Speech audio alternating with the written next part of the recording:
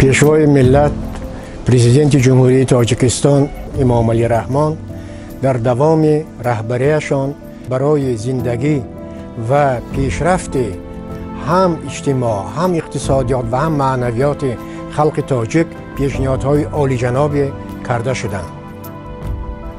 من یاد دارم وقتی که جناب عالی با اهل زیا در تالار کمیته رادیو و تلویزیون عاید به ساختمان راغون صحبت می‌کردند، در آنجا اظهار کرده بودند که این انشاءات بزرگترین و مهمترین برای تاجیکستان است که آینده برای استقلال انرژتیکی آن خدمت خواهد کرد.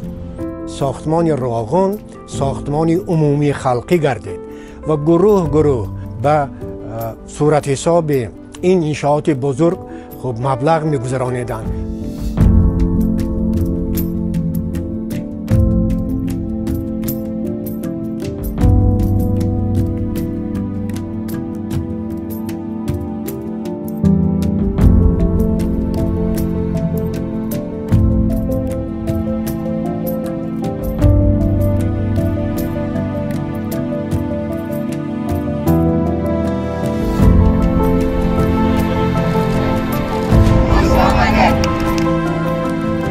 Сегодня с Шавкат Мирамоновичем договорились, что наши страны совместно построят на реке Заравшан на территории Республики Таджикистан 2 гидроэлектростанции общей мощностью более 320 мегаватт с тем, чтобы в дальнейшем использовать производимую электроэнергию для нужд двух государств.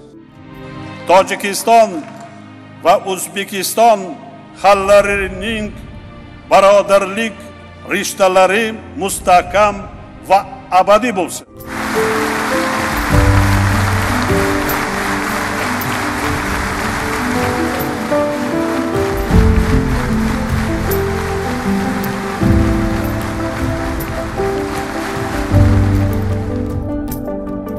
ҳамсояҳои ман ӯзбекҳо ҳастанд, бисёр инсонҳои нағз.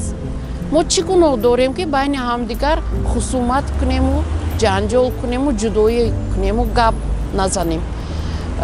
мана ба фоидаи ҳам кишварем мо шуд ин дӯстӣ, ҳам ба фоидаи кишвари Ӯзбекистон.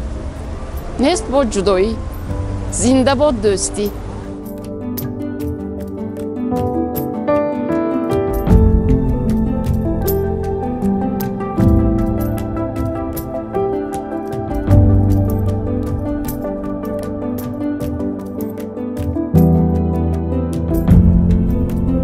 خفه نشوید، گله نشوید. من بسیار چاره‌های قطعی می‌بینم. اگر خودتان و فرزندانتان قانون را ویران کردید، همون لحظه از تلویزیون ماده 69 را گوش بدید.